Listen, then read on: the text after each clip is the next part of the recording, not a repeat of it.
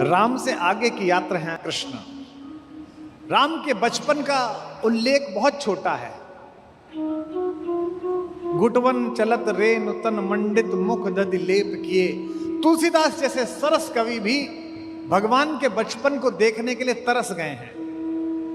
मंगल भवन अमंगलहारी द्रबहु सु दशरथ अजर विहार। दशरथ के अजर में, दशरथ के आंगन में विहार करने वाले राम को नमस्कार है। लेकिन आंगन में क्या विहार, क्या क्या किया, इसका ज्यादा वर्णन नहीं है, क्योंकि राम कम आयु में अयोध्या की गुप्तचर सेना के अध्यक्ष बन गए और 15 वर्ष की आयु में तो विश्वामित्र उनको ले ही गए। तो राम ने बचपन नहीं जिया और युवता भी षड्यंत्रों की भेंट चढ़ गई। लेकिन कृष्ण ने बचपन भी बहुत अच्छा जिया और जवानी भी बहुत अच्छी जी और प्रौढ़ता में तो गीता जैसा नवनीत दिया। जैसे दूध जब जम जाता है, जब उसमें समस्त प्रकार की संजीवनी शक्ति समा जाती है, तब उसके दोहन हो जाने पर जो नवनीत निकलता है। महाभारत का युद्ध वो दोहन करने वाली मटकी थी जो स्वयं मटकी फोड़ने वाले ने ही आयोजित की थी, और उससे जो नवनीत निकला वो गीता जैसा नवनीत निकला, जिसे विश्व भर में आदर दिया जाता है, पढ़ा जाता है।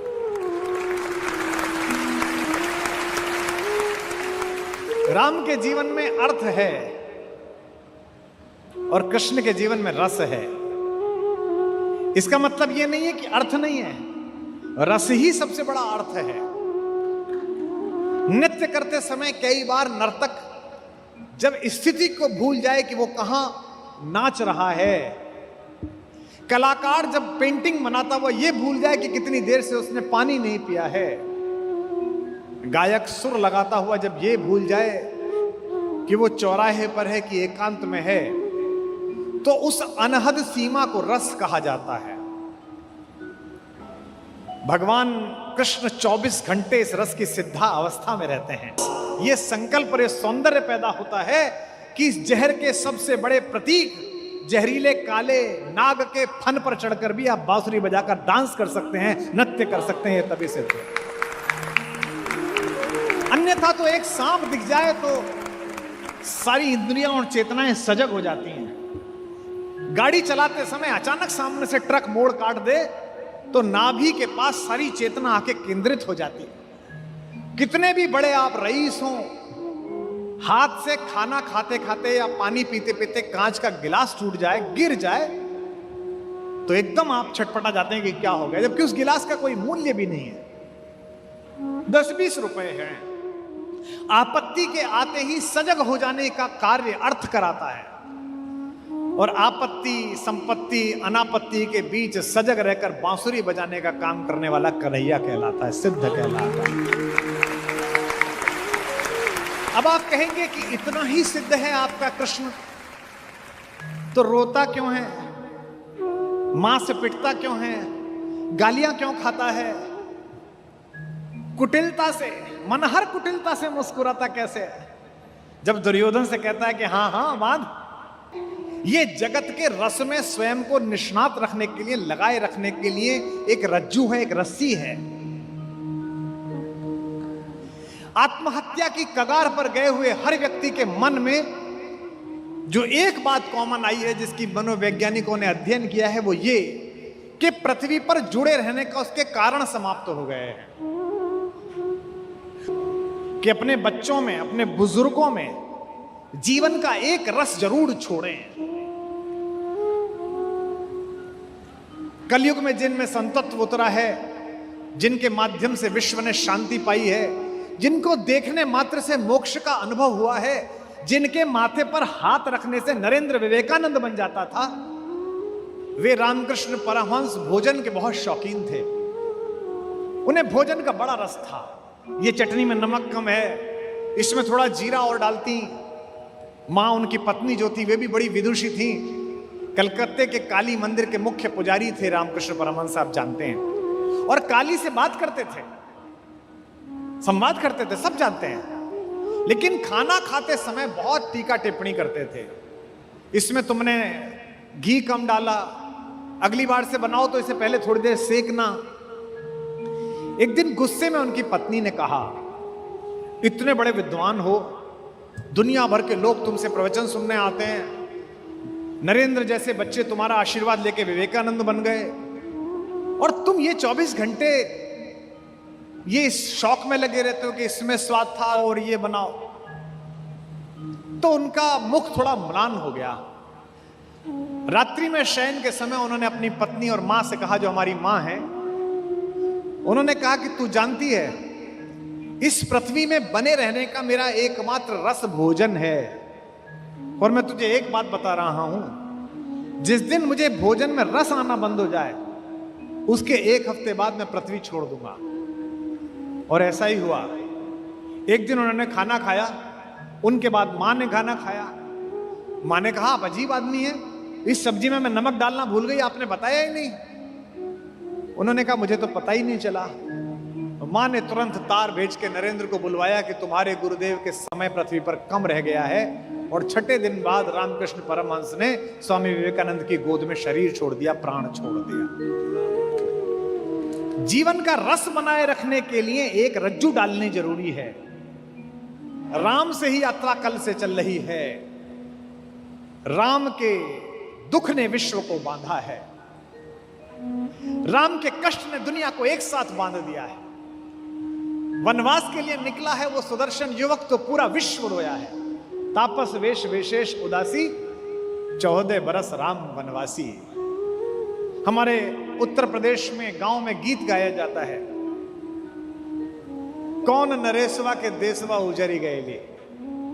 ये कौन सा राजा है जिसने अपना घर बर्बाद करके इतने प्यारे बच्चों को जंगल भेज दिया है। महिलाएं बात कर रही हैं। अब पंक्ति आती है कृष्ण पर और राम पर, राम के दुख ने विश्व को बांधा है और कन्हैया के आनंद ने विश्व को बांधा है। यह अंतर है, क्योंकि अंतिम यात्रा तो आनंद की ही है। कल भी मैंने बताया था, भगवान का नाम क्या है? भगवान का नाम है सच्चिदानंद। आनंद तो अपराधियों को भी आता है, आनंद तो महिलाओं को, घरेलू हिंसा का शिकार करने वाले पुरुषों को भी आता है, आनंद तो गली के कुत्ते को उसके दिवाली के दिन उसकी पूंछ में पटाखे बांधकर उसे कष्ट पहुंचाने वाले लंपट और नालायक बच्चों को भी आता है। आनंद तो अपने माँ बाप के सामने अनर्गल बहस करके उनका अपमान करने वाली नालायक संतान को भी आता है। आनंद तो विश्व में इतनी बड़ी जनसंख्या का कत्लेआम करने वाले हिटलर को भी आता था। लेकिन वो दुखांतिक आनंद था। एक आनंद होता है कि आपके पहुंचने से लोग प्रसन्न हो जाएं। मैं आज इस छोटे ठाकुर से यह कहता हूं कि अपने बड़े भाई बड़े ठाकुर से बात करके मुझे सिर्फ इतना साहस प्रदान करे, मुझे इतनी आयु प्रदान करे, मुझे इतनी चेतना प्रदान करे कि वाम पथ पर जाती हुई एक पूरी पीढ़ी को मैं राम पथ पर ला सकूं। इतना काम हो जाए तो अच्छा है।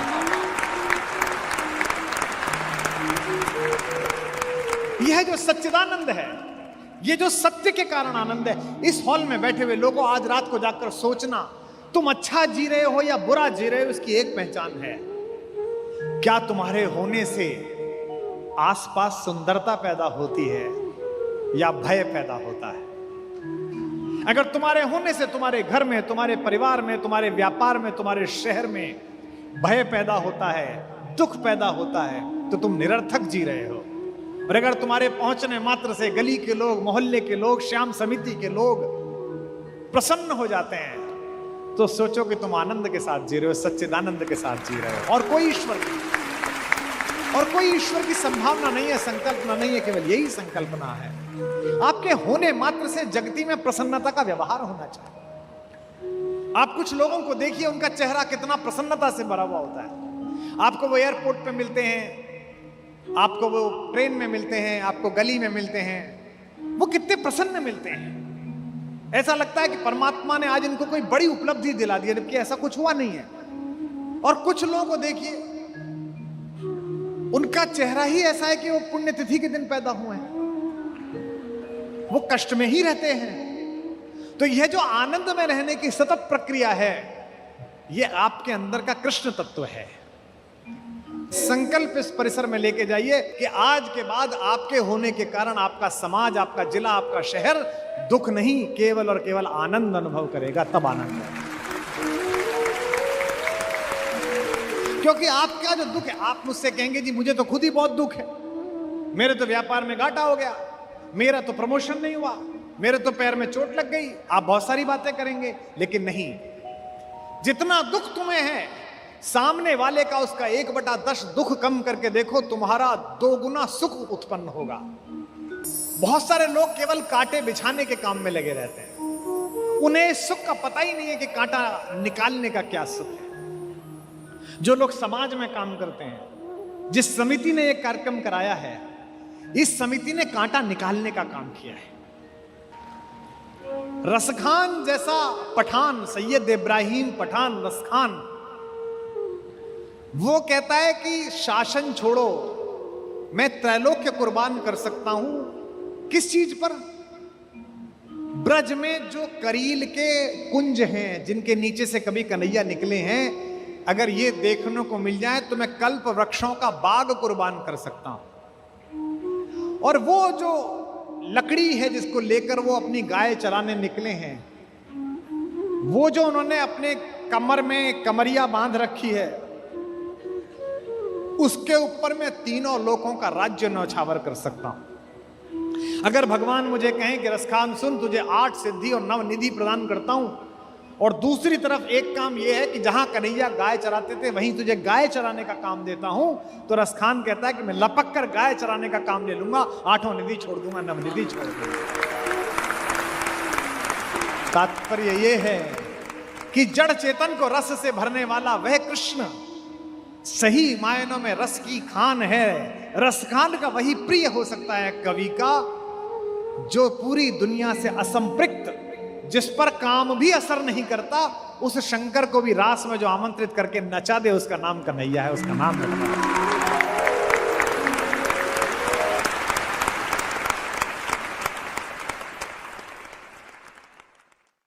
भारतीय स्त्रियों के इतिहास की सबसे दीपित चरित्र है द्रौपदी। इस देश को इस समय अबलाओं की आवश्यकता नहीं है। अपने केशों पर अगर कोई निर्लज्ज हाथ डाल दे तो उसकी छाती फाड़ देने का साहस पैदा करने वाली द्रौपदियों की आवश्यकता। सोच के देखिए कि रुक्मिणी और राधा जब मिली होंगी तो कैसा दृश्य होगा। एक ने बालक कन्हैया को देखा है और एक ने राजनीतिज्ञ कृष्ण को देखा है। एक ने मनमोहक बातों में इस विश्व को फंसा लेने वाले एक नायक को देखा है, और दूसरे ने अपने हाथ पर चक्र धारण करके इस पूरे विश्व को अनुशासन में ले आने वाले शासक को देखा है, महायोद्धा को देखा है। कृष्ण राधा के बचपन के दोस्त थे, प्रेमी थे, लेकिन दुर्भाग्य था कि राधा ने उन्हें विश्व की महाशक्ति रचते हुए नहीं देखा। राधिका ने कृष्ण को कुचक्र के जालों को सुलझाते हुए नहीं देखा, शिशुपाल का वध करते हुए नहीं देखा। लेकिन रुक्मिणी का भी यह दुर्भाग्य कम नहीं है कि उसने तीनों लोगों को मुक्त हस्त से दान देने वाले को दूसरे के घर में चुपचाप घुसकर कुछ चुराते हुए भी देखा।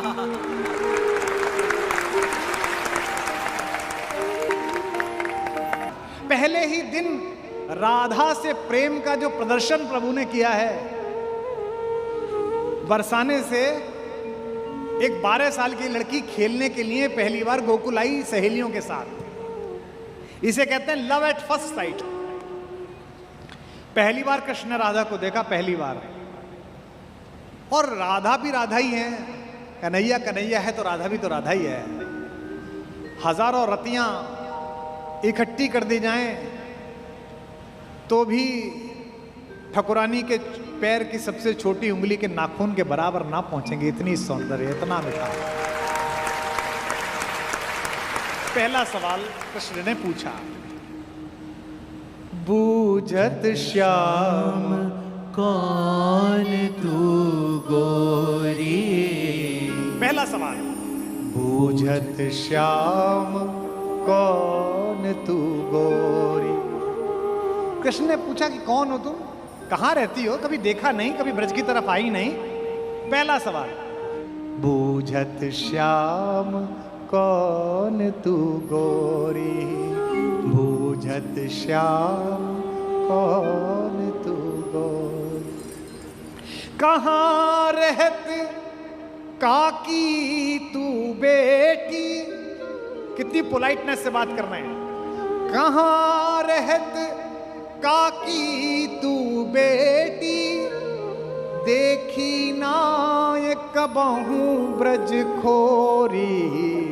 बूझत श्याम कौन तू गोरी, बूझत श्याम कौन तू गोरी। लेकिन सौंदर्य का भी अपना एटीट्यूड होता है। राधा ने भी पहली बॉल वो फेंकी जिसमें तीनों गिल्लियां उड़ गई। बोले कि हमको क्या मतलब, हम यहाँ आते ही नहीं है।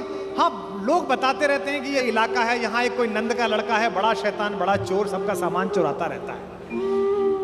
काहे को हम ब्रज तनियावत, खेलत रहत आपनी पौरी। काहे को हम ब्रज तनियावत, खेलत रहत आपनी पौरी। सुनत रहत श्रवणन नंद लाला, सुनत रहत श्रवणन नंद लाला। करत रहत माखन दधि चोरी। बूझत श्याम कौन तू गोरी, बूझत श्याम कौन तू गोरी। अगर पहले ही परिचय में कोई लड़की इतनी बेइज्जती कर दे तो लड़का कहेगा थैंक यू वेरी मच। लेकिन ये भी कन्हैया है, उत्तर देखिए। तुमरो कहा चोरी हम लइए, तुम्हारा क्या चुराया?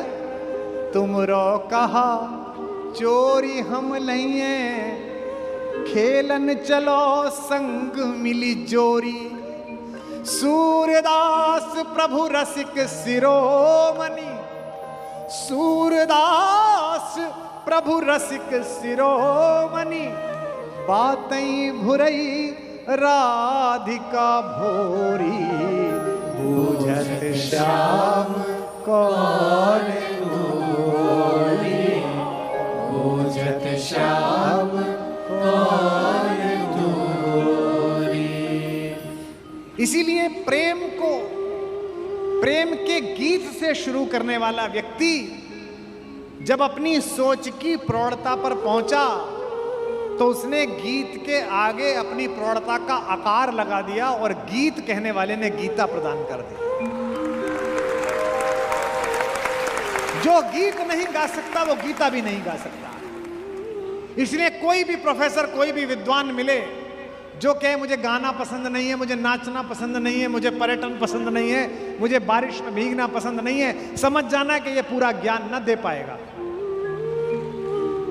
क्योंकि जो गीत गा सकता है वही गीता गा सकता है। धूप में निकलो, बारिश में नहाकर देखो, जिंदगी क्या है किताबों को हटाकर देखो। कृष्ण ने जब तक गीता गाई है उससे पहले तक आप सोच नहीं सकते कि यही व्यक्ति गीता सुनाएगा जिसने गीत गाए। और चुना भी किसे है? सांवले ने गोरी चुनी है, सांवले ने राधा को चुनी है।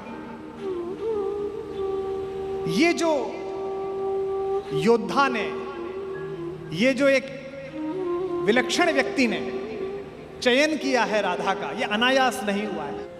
इस पृथ्वी पर जब जब प्रेम जवान होगा, इस पृथ्वी पर जब तक जवानी को देखकर बसंत में बहार आएगी, जब जब बादल काले और सफेद होकर कृष्ण और राधा की कुटिया के ऊपर, महल के ऊपर मंडराएंगे, तब तब मुझे इस बात की प्रसन्नता होगी कि जैसा मेरे पास कान्हा है वैसी ही सुंदर मेरे पास राधा है, वैसा ही प्रेम से भरी हुई है।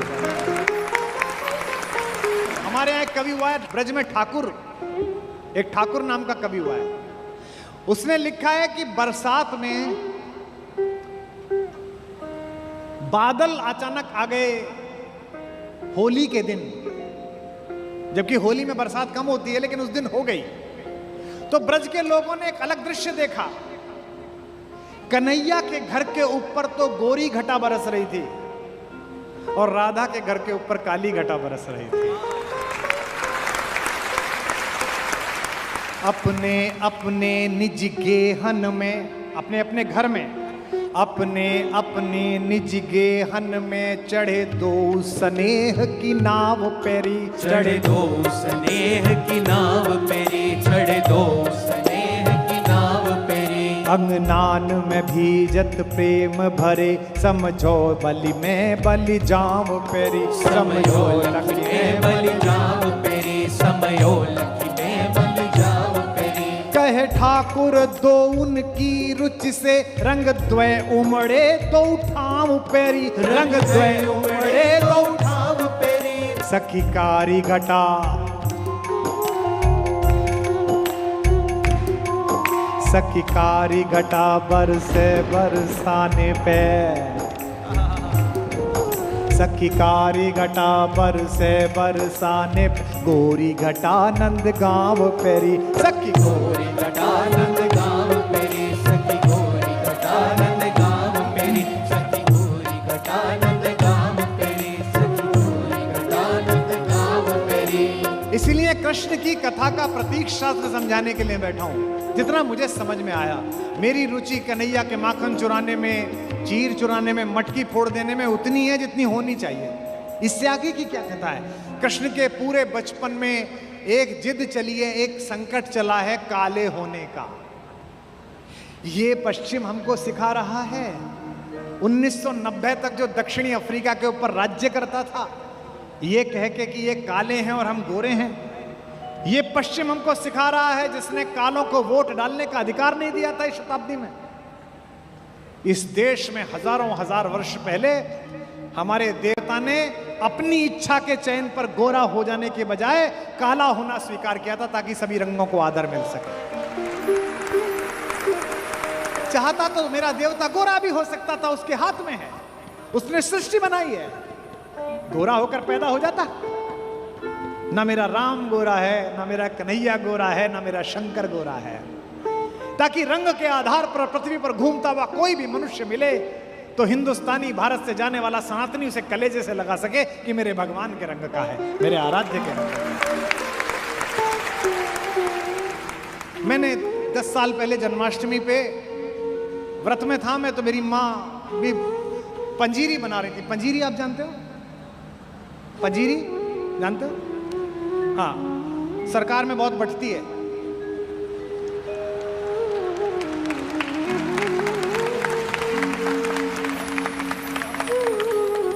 हमारे यहाँ तो एक ही बार जन्माष्टमी पर कटती है, सरकार में 365 दिन बंटती है। तो मेरी माँ पंजीरी बना रही थी, वो थाली में डाल के, और फिर जब वो टाइट हो जाती है थोड़ी सी तो उसको काटना। तो मैं भी वहीं बैठा हुआ था, उनसे बतरस कर रहा था। मुझसे बोली कि ये, मैंने कहा चखा तो दो। तो उन्होंने वो जो जिस चाकू से काट रही थी तो मेरी तरफ इशारा कर, जो दूर हटा हाथ, जब व्रत खुलेगा तब मिलेगी, पहले भोग चढ़ेगा। अरे मैंने कहा मैं भी तो कन्हैया ही तुम्हारा, दे दो, इसमें क्या दिक्कत है, घर में ही मौजूद है, वहां कहाँ आ जाओगे? बोली नहीं, बकवास नहीं, बनाने लगी। मुझसे बोली अच्छा चल एक काम कर, जा तब मिलेगा जब पहले कृष्ण जी पे कुछ लिख के ला, रात को जब व्रत खोलेंगे तब सुनाना। मैंने 4 पंक्ति कन्हैया पे लिख ली, राधा की ओर से, कि राधा बेचारी इतना प्रेम करा और कृष्ण उन्हें मिले ही नहीं। तो मैंने 4 पंक्ति लिख दी और मैंने जल्दबाजी में उन्हें सुना दी 2 घंटे बाद ही, कि देखो ये लिखी हैं पंक्ति, आपको भी सुना देता हूं। कृष्ण को कहां ढूंढने, राधा क्या कह रही हैं कि हो काल गति से परे चिरंतन, अभी यहां थे अभी यहीं हो काल गति से परे चिरंतन, अभी यहां थे अभी यहीं हो।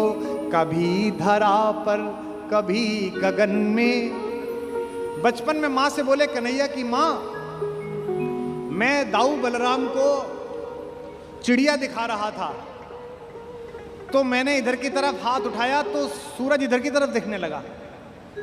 तो माँ ने कहा तुझे क्या पता, तू जिधर की तरफ उंगली उठा देगा सूर्य और चंद्रमा को तो दिशा में जाना ही पड़ेगा, तुझे क्या पता। तो कभी धरा पर कभी गगन में, कभी कहाँ थे कभी कहीं हो। तुम्हारी राधा को भान है तुम सकल चराचर में हो समाये। तुम्हारी राधा को भान है, तुम सकल चराचर में हो समाये।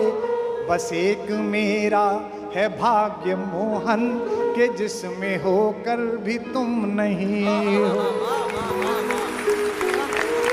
बस एक मेरा है भाग्य मोहन।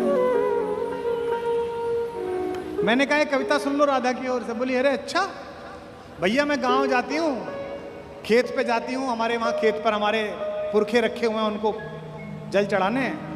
तो ट्रैक्टर चलाते हुए बच्चे आ जाते हैं कि अम्मा ये मोबाइल में भैया की प्रेम की कविता है, तू इतना ही प्रेम सीखा कि राधा को कृष्ण नहीं मिले। अरे वाह रे मेरे कवि। और कह के अम्मा किचन में चली गई। मुझे लगा कि अम्मा मुझ पे टोंट मार के गई कि राधा को कृष्ण नहीं मिले। मैंने व्रत खोलने से पहले 4 पंक्ति और लिखी, वो भी स्मरण कर रहा हूं, सुनाता हूं कि न द्वारिका में मिले विराजे, न द्वारिका में मिले विराजे, न द्वारिका में मिले विराजे। बिरज की गलियों में भी नहीं हो, न योगियों के हो ध्यान में तुम, अहम जड़े ज्ञान में नहीं हो। तुम्हें ये जग ढूंढता है कान्हा, मगर इसे ये खबर नहीं है। तुम्हें ये जग ढूंढता है कान्हा, मगर इसे ये खबर नहीं है। बस एक मेरा है भाग्य मोहन, अगर कहीं हो तो तुम यहीं हो। बोल राधा रानी की। बस एक मेरा है भाग्य मोहन। इसलिए एक बार सच्चे मन से पुकारो तो सही, घनश्याम मन के पुकारो तो इसी परिसर में माता का आविर्भाव होगा। कैसे कि मेरे जीने में मरने में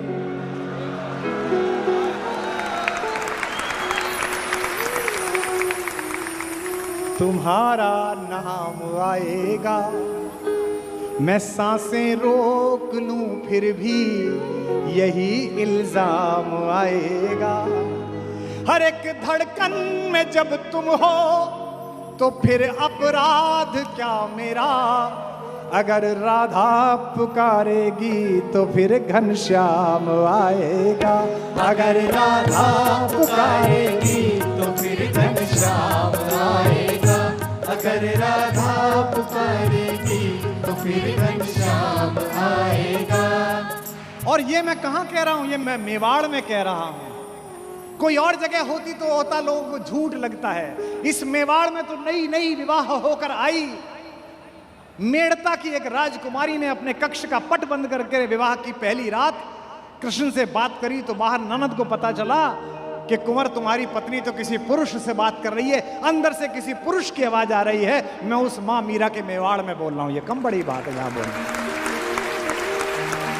ये कभी कृष्ण बनकर अनुभव करो, ये कभी राधा बनकर अनुभव करो। कन्हैया ने भी नहीं सिर्फ कन्हैया बनकर अनुभव किया, राधा बनकर अनुभव कम किया। इसीलिए माता के प्रति जो प्रेम है, हम बेटों का जो लाड़ है, उतना कन्हैया से नहीं है, उनसे हम शिकायत कर देते हैं।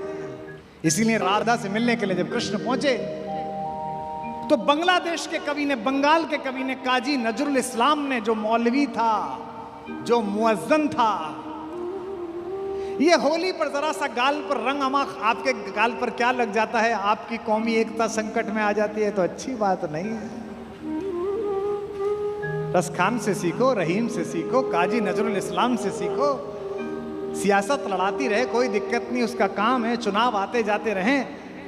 हमर वो तो तुम वो हैं कि तुम मेरे गांव में रहते थे शकील मियाँ, तो मैं जब भी निकलता था मैं तुमसे राम राम करता था और तुम भी पलटकर मुझसे राम राम करते थे। हमर आप तो वो रिलेशन के लिए। नजरुल ने बंगला में गीत लिखा, मैंने उसका हिंदी में अनुवाद किया है। अगर तुम राधा होते श्याम, अगर तुम राधा होते श्याम। महसूस करके देखिए कैसी वेदना है हमारी माँ की। अगर तुम राधा होते श्याम, अगर तुम राधा होते श्याम। मेरी तरह रातों में दिन में, उन्होंने बांग्ला में लिखा, हमारी मौतों दिवसों निसी दिन, मैंने हिंदी करी, मेरी तरह रातों में दिन में जपते श्याम का नाम। अगर तुम राधा होते श्याम। अगर तुम राधा होते श्याम। अगर तुम राधा होते श्याम। बन फूलों की माल निराली, जो पहने घूम रहे हो, बन फूलों की माल निराली, बन जाती तब नागन काली। कृष्ण प्रेम की भीख मांगने, कृष्ण प्रेम की भीख मांगने आते, लाख जन्म तुम आते आते इस ब्रज धाम। अगर तुम राधा होते श्याम। अगर तुम राधा होते श्याम। अगर तुम राधा होते श्याम। चुपके चुपके चुपके चुपके चुपके चुपके तुमरे हृदय में बसता बंसी वाला। चुपके चुपके तुमरे हृदय में बसता बंसी वाला। धीरे धीरे उसकी धुन से बढ़ती मन की ज्वाला। पनघट पे तुम नैन लगाए रहते आस लगाए। कारे के संग प्रीत लगाकर, कारे के संग प्रीत लगाकर हो जाते बदनाम। अगर तुम राधा होते श्याम।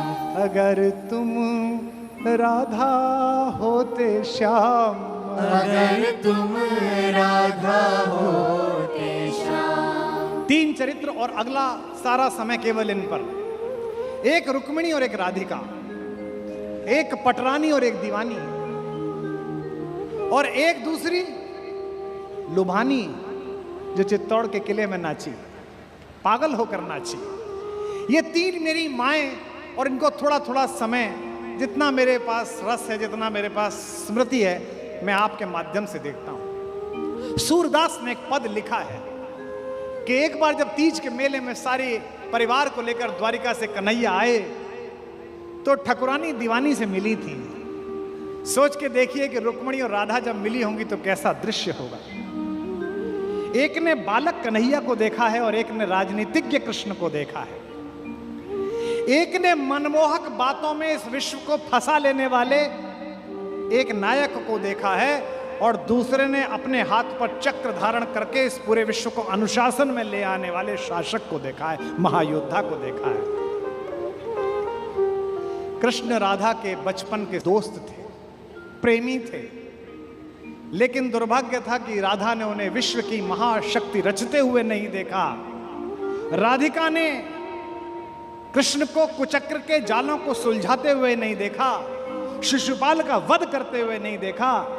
लेकिन रुक्मिणी का भी यह दुर्भाग्य कम नहीं है कि उसने तीनों लोगों को मुक्त हस्त से दान देने वाले को दूसरे के घर में चुपचाप घुसकर कुछ चुराते हुए भी देखा। रुक्मिणी ने न माखन चोर देखा, न बांसुरी देखी, न उखल से बंधे हुए कन्हैया को देखा, न गोपिकाओं की शिकायत देखी।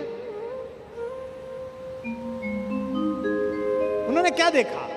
रुक्मिणी ने देखा दुनिया को चलाने वाला कृष्ण, लेकिन गायों को चलाने वाला कृष्ण तो राधिका के हिस्से आया।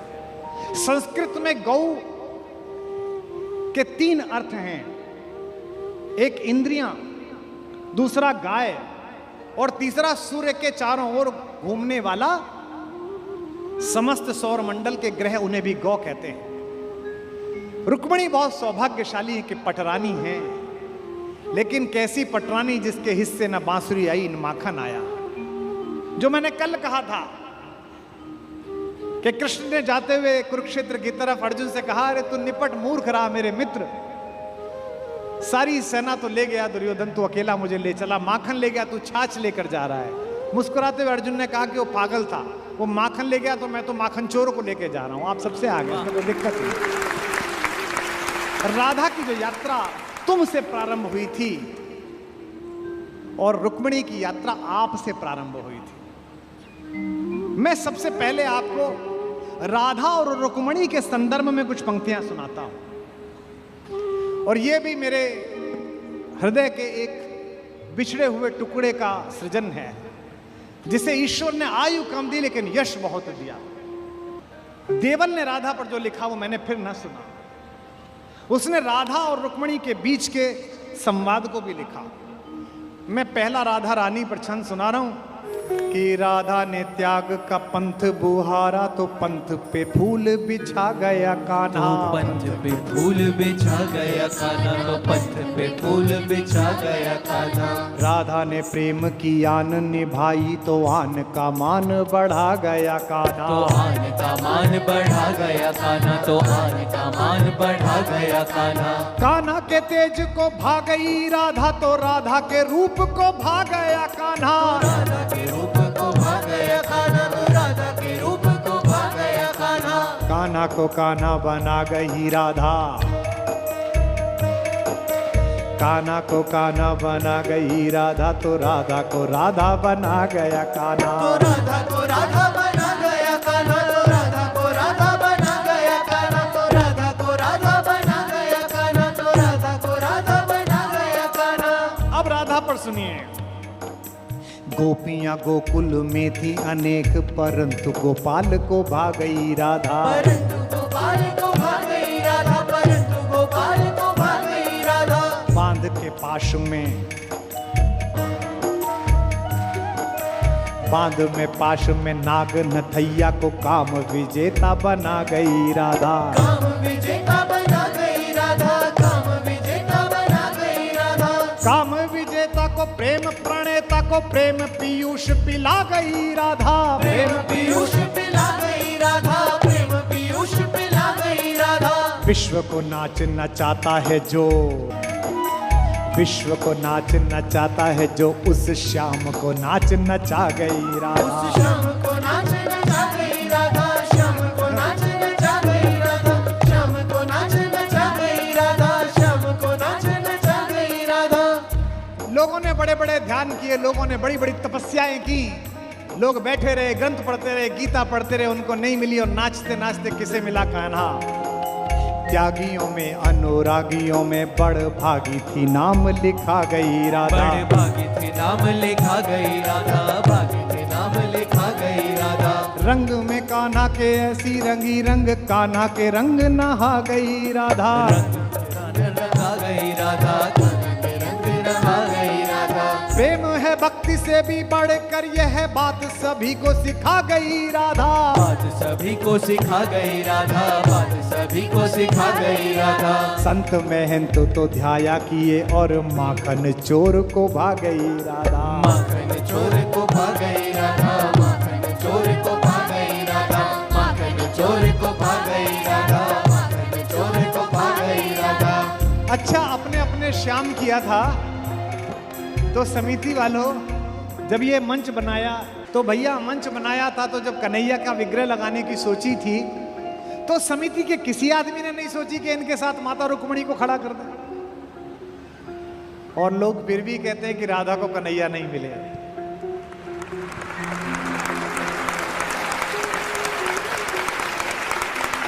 के ब्याही न श्याम के संग न द्वारिका या मथुरा मिथिला गई राधा, या मथुरा मिथिला गई राधा, या मथुरा मिथिला गई राधा।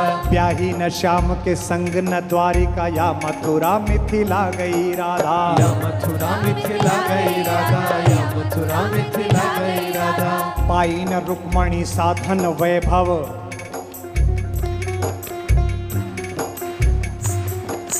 पाई न रुक्मणी साधन वैभव, संपदा को ठुकरा गई राधा। संपदा को ठुकरा गई राधा, संपदा को ठुकरा गई राधा। किंतु उपाधियों मान गोपाल में रानियों से बढ़ पा गई राधा। रानियों से बढ़ पा गई राधा, रानियों से बढ़ पा गई राधा। ज्ञानी बड़ी अभिमानी बड़ी, पट रानी को पानी पिला गई राधा। रानी को पानी पिला गई राधा, रानी को पानी पिला गई राधा, रानी को पानी पिला गई राधा, रानी को पानी पिला गई राधा। सारे कौरवों को इकट्ठा करके जो कुरुक्षेत्र के मैदान में नाश का साधन बना दे, वो अपनी प्रेमिका को ब्रज से बुला नहीं सकता था? उसने क्या कहा नहीं होगा? उसने क्या भेजा नहीं होगा उद्धव जैसे हरकारों को कि जाके एक बार राधा से कह के आओ कि अब तो द्वारिकाधीश ने महल बनवा लिया है महारानी, आओ यहाँ रहो रुक्मणी के साथ, अपनी बहन के साथ। लेकिन प्रेम में अना होती है, स्वाभिमान कहते हैं। जिस विश्वविद्यालय का कल मैं जिक्र कर रहा था, दिल्ली में एक ज्ञानियों का विश्वविद्यालय है, उद्धव लोगों का। वहां एक प्रोफेसर मुझसे कह रहा था, भाई साहब आपकी ये राधा रानी कुछ ज्यादा नाजुक हैं। मैंने कहा कैसे? बोले गोकुल और मथुरा के बीच में एक यमुना है, उसे पार कर लेती, मिल लेती, इतना रोना पिटना कैसे है? मैंने कहा इसका मतलब तूने डिग्री ली है, प्रेम नहीं किया। के हार के शाम को जीत गई, अनुराग का अर्थ बता गई राधा। अनुराग का अर्थ बता गई राधा, अनुराग का अर्थ बता गई राधा। पीर पे पीर सही पर प्रेम को शाश्वत कीर्ति जगा गई राधा। शाश्वत कीर्ति दिला गई राधा, शाश्वत कीर्ति दिला गई राधा। कान्हा को पा सकती थी प्रिया,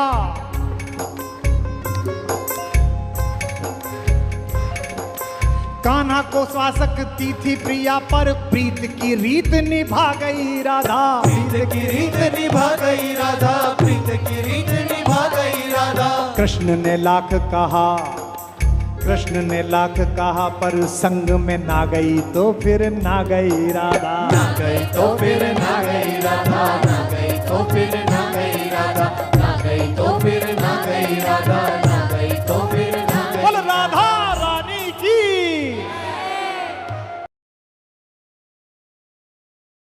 शांति ऐसे नहीं आती, शांति नहीं तब तक जब तक सुखभाग न नर का सम हो, नहीं किसी को बहुत अधिक हो, नहीं किसी को कम हो। ये कहा अर्जुन ने, लेकिन युधिष्ठिर ने नहीं मानी, बड़े भैया ने नहीं मानी। ये जो बड़े भैया लोग होते हैं बड़े शांतिपूर्ण होते हैं, शांति शांति शांति। हर घर में कुछ युधिष्ठिरों की आवश्यकता भी है, लेकिन हर घर में ऐसे लोगों की आवश्यकता है कि अगर कोई निर्लज्ज कुलवधू के आंचल पर हाथ डालने की कोशिश करे तो वो बिना बड़े भैया से पूछे अपना गांडीव उठा ले और अपनी गदा उठा ले। ऐसे लोगों की आवश्यकता है। ये जो गीता के पारायण से पहले महाभारत में उद्घोष सुनते हो, यदा यदा हि धर्मस्य ग्लानिर्भवति भारतः अभ्युत्थान अधर्मस्य तदात्मानं सृजाम्यहम्, मैं स्वयं को सृजित करूंगा। ये जो इन्होंने कहा था, ये एक दिन में नहीं कह दिया था।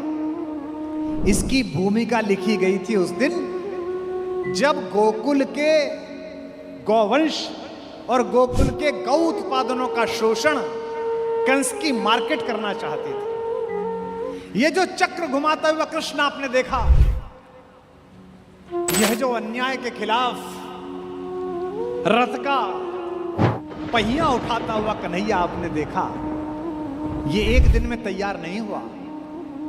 ये ब्रज भूमि में कंस जैसे अहंकारी का बाहर से आतंक और इंद्र जैसे अहंकारी का ऊपर से आतंक, इसके बीच लड़ लड़कर जिस योद्धा ने अपने आप को तैयार किया है, उस हीरो का नाम, उस नायक का नाम कन्हैया है, उसका नाम कृष्ण है।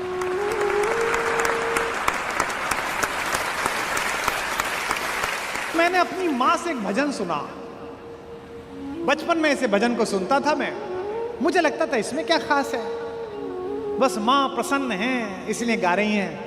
कन्हैया ने अकेली जाती हुई एक गोपिका को घेर लिया।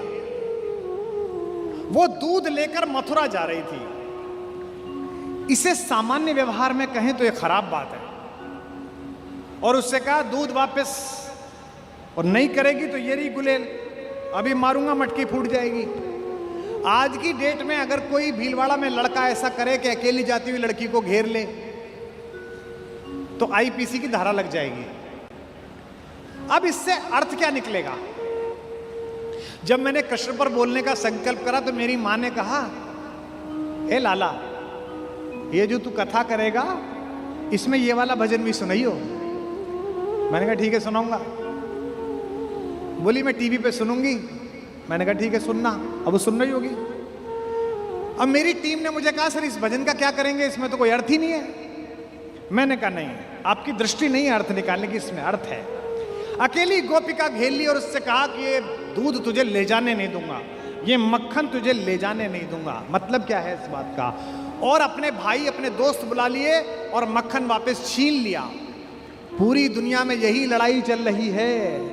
प्राकृतिक संसाधन जिनके हैं, पहला अधिकार उनका है। सबसे पहला दूध गोकुल के बच्चों को मिलेगा, किसी अहंकारी कंस और उसके दरबारियों को नहीं मिलेगा। यह घोषणा है। ये जो संसाधनों के वितरण का झगड़ा है, एक दुनिया का सबसे बड़ा गुंडा है, दुनिया का सबसे बड़ा सेठ, अपना तेल इस्तेमाल नहीं करता। तेल कहां से लेता है? मिडिल ईस्ट से। दुनिया का 17% तेल उसकी जमीन के नीचे है, एक बूंद तेल नहीं निकाला है। पाइप डाल लिया है, रिफाइनरी बना ली है, यूज नहीं करता। तेल किसका ले रहा है? दूसरे देशों का, ताकि इनका पहले खत्म हो जाए। मरे तो ये मरे, मैं जिंदा बचूं। लकड़ी किससे लेता है? ब्राजील से। पानी किसका इस्तेमाल करता है? कनाडा का। कूड़ा कहां फेंक के आता है? सोमालिया में। और विश्व को बताता है कि शांति कैसे फैलेगी। मैं दिल्ली से रोज आता हूं तो रोज हंसता हूं। दिल्ली से आप कभी एयरपोर्ट की तरफ आइए, न्याय और अहिंसा पथ के कोने पे एम्बेसी है। इन दो रास्तों के कॉर्नर पे बनी हुई है, जिन दो रास्तों से उनका कोई मतलब ही नहीं है। अपनी दुकानदारी चलाने के लिए एक यूनाइटेड स्टेट बना रखा है। जब ये गुंडई करता है तो यूनाइटेड स्टेट कहता है रात आवाज नहीं आ रही भाई साहब। होता ना जिनको उधार आप दे दो, उनसे बोलो यार वो 20,000 रुपए दिया था, हेलो हेलो भाई साहब नेटवर्क नहीं है। और हम जैसे देश हमसे हमारे कश्मीर के बारे में ज्ञान देता है वहां से कि जन्नत करा लो, ये करा लो। है अमन के वास्ते जग में बना UNO।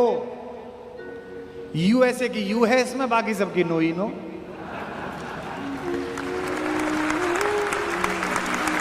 ये जो संसाधनों के वितरण का झगड़ा है, ये कृष्ण का संघर्ष है कि पहले दूध ब्रज के बच्चे पिएंगे, पहले मक्खन ब्रज के बच्चे और युवा खाएंगे, पहले इस प्राकृतिक संसाधन का इस्तेमाल यहां होगा। और लड़ना किससे है?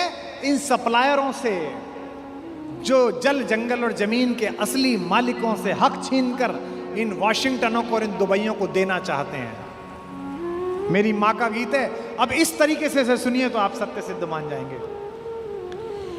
इकली घेरी वन में आई शाम तन कैसे ठानी रे।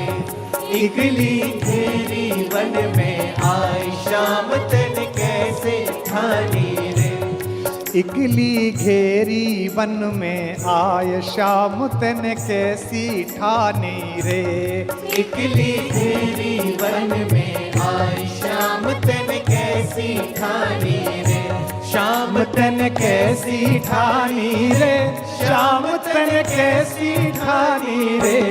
इकली घेरी वन में आई शाम तन कैसी ठानी रे। श्याम मोहे वृंदावन जानो, श्याम मोहे वृंदावन जानो, श्याम मोहे वृंदावन जानो, श्याम मोहे वृंदावन जानो। लौट के बरसाने आनो, लौट के बरसाने आनो। मेरी कर जोरे की मानो, मेरी कर जोरे की मानो। जो है जाए मोई देर लड़ेंगी सास जिठानी रे। इकली घेरी वन में आए शाम तन कैसी ठानी रे। शाम तन कैसी ठानी रे, शाम तन कैसी ठानी रे। इकली घेरी वन में आए शाम तन कैसी ठानी रे। इकली घेरी वन में आए शाम तन कैसी ठानी रे। हर सप्लायर पुलिस का का भय डर खाता है। हर सप्लायर कहता है कि मैं दिल्ली शिकायत कर दूंगा, जयपुर शिकायत कर दूंगा। कंस राजा से करूं गुहार, कंस राजा से करूं गुहार, बांध के तो ये लगावे मार, तेरी ठकुराई दे निकार, तेरी ठकुराई दे निकार। जुल्म करे ना डरे तके तू नार बिरानी रे, इकली तेरी वन में आए, शाम तन कैसी ठानी रे, शाम तन कैसी ठानी रे, शाम तन कैसी ठानी रे, इकली तेरी वन में आए, शाम तन कैसी ठानी रे, इकली तेरी वन में आए, शाम तन कैसी ठानी रे। अब जवाब सुनना हमारे ठाकुर का। कंस क्या खसम लगे तेरो, कंस का कसम लगे तेरो, जा दिन जाए मैंने घेरो, जा दिन जाए मैंने घेरो, मारवा को कर दूंगो केरो, मारवा को कर दूंगो केरो, याय कु जन्म भयो मेरो, आए को जन्म भयो मेरो। कंस करूं निर्वंश मेट दऊं नाम निशानी रे, इकली तेरी वन में आए, शाम तन कैसे ठानी रे, शाम तन कैसे ठानी रे, शाम तन कैसी ठानी रे, इकली तेरी वन में आए, शाम तन कैसी ठानी रे, इकली अब क्या है? तेरी वन में आए। अकेले कृष्ण से रुक नहीं रहा। देखो आप आनंद, प्राकृतिक संसाधन की लूट हो रही है, हमारा ब्रेन छीन के ले जाया जा रहा है। कृष्ण ने क्या कहा? ऑर्गेनाइजेशन बनाओ, नवयुवक मंडल बनाओ, संस्था बनाओ, खड़ा करो आंदोलन इन अत्याचारियों के खिलाफ जो देश को लूट रहे हैं। आए गए इतने में सब ग्वाल, आए गए इतने में सब ग्वाल, आए गए इतने में सब ग्वाल, आए गए इतने में सब ग्वाल, परे नैनन में डोरा लाल, परे नैनन में डोरा डाल, झूम के चले अदा की चाल, झूम के चले अदा की चाल, लुट गयो माखन मारग में, अजी लुट गयो माखन मारग में, घर गई खिसियानी रे, इकली तेरी वन में आए, शाम तन कैसी ठानी रे, शाम तन कैसी ठानी रे, ओ गिरधर कैसी ठानी रे, इकली तेरी वन में आए, शाम तन कैसी ठानी रे, इकली तेरी वन में आए, शाम तन कैसी ठानी रे, इकली तेरी वन में आए, शाम तन कैसी ठानी रे, इकली तेरी वन में आए, शाम तन कैसी ठानी रे। बोल बांके बिहारी लाल की। यह जो प्राकृतिक संसाधन की लूट बचाने वाला व्यक्ति था ना, बच्चा, ये जो गीता के पारायण से पहले महाभारत में उद्घोष सुनते हो, यदा यदा हि धर्मस्य ग्लानिर्भवति भारतः अभ्युत्थान अधर्मस्य तदात्मानं सृजाम्यहम्, मैं स्वयं को सृजित करूंगा। ये जो इन्होंने कहा था, ये एक दिन में नहीं कह दिया था, इसकी भूमिका लिखी गई थी उस दिन जब गोकुल के गौवंश और गोकुल के गौ उत्पादनों का शोषण कंस की मार्केट करना चाहते थे। आप जो भी पैदा करें उसके लिए मार्केट का निर्माण करें, ये तो ठीक है, लेकिन मार्केट आपके हिसाब से आपसे पैदा करवाने लगे, ये शोषण है। हमसे लोग अक्सर कहते हैं, कवि सम्मेलनों में तो बहुत आरोप लगते थे, पैसे बढ़ा दिए आपने, और कहां कहां प्रोग्राम होने लगे, आईआईटी में होते हैं, फलां होते हैं। तब मैं सदा लड़कों से कहता था, अपने जूनियर से कहता हूं, कभी यहां बैठे हैं उनसे कहता हूं, कविता का बाजार पैदा करो, बाजार के लिए कविता मत लिखो। जैसे राजनीति का धर्म होना चाहिए, धर्म की राजनीति नहीं होनी चाहिए। ये जो चक्र घुमाता हुआ कृष्ण आपने देखा, यह जो अन्याय के खिलाफ रथ का पहिया उठाता हुआ कन्हैया आपने देखा, ये एक दिन में तैयार नहीं हुआ। ये ब्रज भूमि में कंस जैसे अहंकारी का बाहर से आतंक और इंद्र जैसे अहंकारी का ऊपर से आतंक, इसके बीच लड़ लड़कर जिस योद्धा ने अपने आप को तैयार किया है, उस हीरो का नाम, उस नायक का नाम कन्हैया है, उसका नाम कृष्ण है।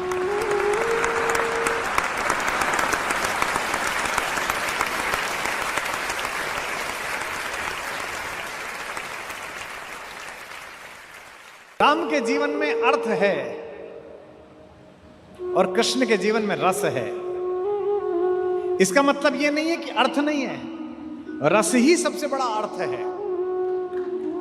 नृत्य करते समय कई बार नर्तक जब स्थिति को भूल जाए कि वो कहां नाच रहा है, कलाकार जब पेंटिंग बनाता हुआ ये भूल जाए कि कितनी देर से उसने पानी नहीं पिया है, गायक सुर लगाता हुआ जब ये भूल जाए कि वो चौराहे पर है कि एकांत में है, तो उस अनहद सीमा को रस कहा जाता है। भगवान कृष्ण 24 घंटे इस रस की सिद्धा अवस्था में रहते हैं। ये सिद्धा अवस्था आ जाती है तब ये साहस, ये संकल्प और ये सौंदर्य पैदा होता है कि इस जहर के सबसे बड़े प्रतीक जहरीले काले नाग के फन पर चढ़कर भी आप बांसुरी बजाकर डांस कर सकते हैं, नृत्य कर सकते हैं। ये तभी सिद्ध है।